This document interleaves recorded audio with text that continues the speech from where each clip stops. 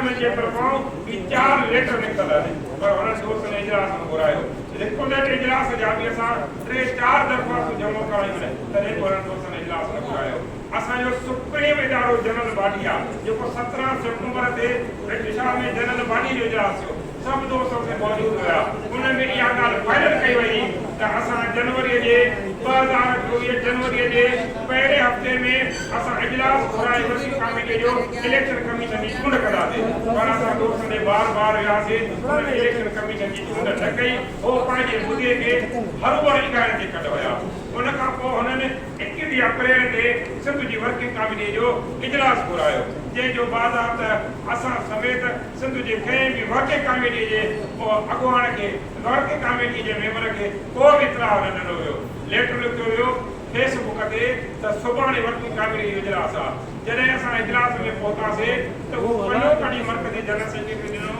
त सुभाणे working committee जो इजलास आहे मां उथी बि चयो त अॼोको इजलास मुलतवी आहे छा तव्हां लेटर ॾिनो आहे त सुभाणे जो इजलास आहे जंहिं सां इहा प्रिंट सुभाणे निकिता इजलास सदाई सबका मुखन वासे का ये ही तेरी जात दी जुम्बश काने का उसे हले सा जा जी मिठो न करे जाए के इज्जत और एहतराम हाजी शफी मोहम्मद सटियो साहब असानी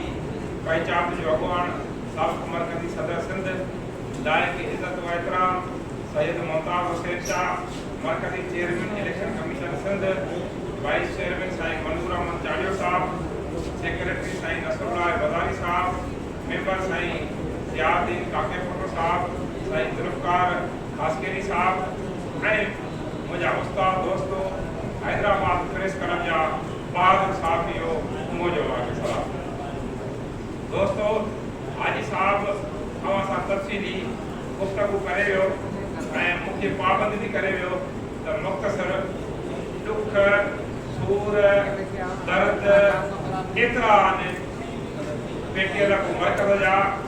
मूं समेत सिंध जे सवाल उस्तादनि सां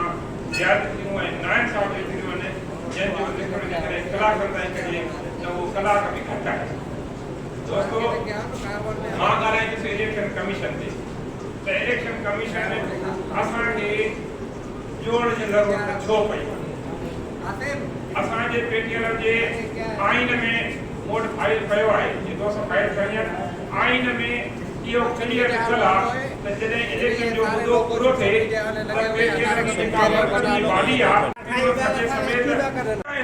बाबा सेक्रेटरी के नालो त असां हुनजी कंहिं बि ॾिनो होसीं उन्हनि दोस्तनि खे कंदा उन्हनि जी पाण में अंदरूनी झेड़ो आहे उहो जेके पाण में क़यादत ते लाभे हिक ॿिए सां चुंडा पटा तंहिंजे करे पेटीएल जो हीअ शरह असां ज़रूरत महसूसु कईसीं त जेको रिपोज़ट इजलास आहे उन्हनि 15 ॾींहंनि जे अंदरि उहो इजलास न घुरायो आहे असां आइन मुताबिक़ कानून मुताबिक़ पेटीएल जे बायलात मुताबिक़ रूल्स ऐं रेगुलेशन मुताबिक़ उहो दरख़्वास्त ॾींदड़ 15 ॾींहं खां पोइ इजलास घुराए सघे थो असां इजलास घुराए साफ़ शफ़ाफ़ इलेक्शन कमीशन चूंड कई आहे असांखे उमेद आहे असांखे यकीन आहे त हीअ जेका इलेक्शन कमीशन जी असां चूंड कई आहे उहा साफ़ शफ़ाफ़ इलेक्शन कराए जेका बि बॉडी खटी अचे उन्हनि जे हवाले कंदी इल्ज़ाम थो अचे त हाजी शक्ति सिकंदर जते पेटीएल खे टोड़नि था रिकॉर्डेड इजलास में छा अख़्तियार न आहे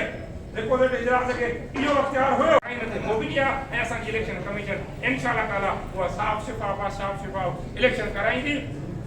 जेकॾहिं को दोस्त असां सां जेकॾहिं ॻाल्हाईंदो त असां अनाड़ी माण्हू न आहियूं असां दोस्तनि सां ॻाल्हाइण जे लाइ बि तयारु हूंदासीं जेकॾहिं को दोस्त ॻाल्हाईंदो अॻे दफ़े बि मां हिकु साहिब जी मार्फत इहा ॻाल्हि कई त जेकॾहिं को आहे पंहिंजो पेटीएल जो अॻूणो मर्कज़ी सदर रफ़ीक दरबार को टियाकड़ी करे थो साईं मोहम्मद छुटल अचे थो वेहनि था हिन आइन ते असां सां ॻाल्हाइनि था असां बि दलील पेश कयूं हो बि दलील पेश कर जंहिंखे सही साबित कनि उहे असां सां गॾु जेकॾहिं वेहनि था उन्हनि ते बि दोस्तनि मज़ाक़ूं बि कयूं त मोहम्मद छुटल जो नालो खणी मज़ाक़ पिया कनि मोहम्मद छुटल आम माण्हू आहे छा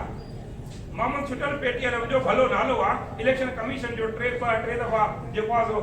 चेयरमैन रहियो आहे ऐं साफ़ शफ़ाफ़ माण्हू आहे रफ़ीक दरबार सुठी शख़्सियत वारो माण्हू आहे मां का नाला इहे त कोन खयां न त हाणे बहादुर टालपुर मुंहिंजे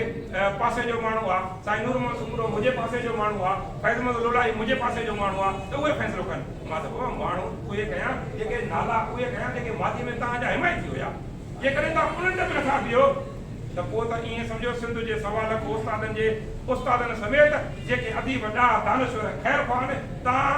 जो उन्हनि तो बि वेसा खॼी विया तव्हां जी साख उन्हनि वटि बि ख़राब थी चुकी आहे जॾहिं तव्हां जी साख सिंध जे सवाल उस्तादनि वटि बि ख़राब हुजे सिंध जे अदीबनि वटि बि ख़राब हुजे सिंध जे हर वक़्त में फ़िक्र सां ताक़त रखंदड़ माण्हुनि वटि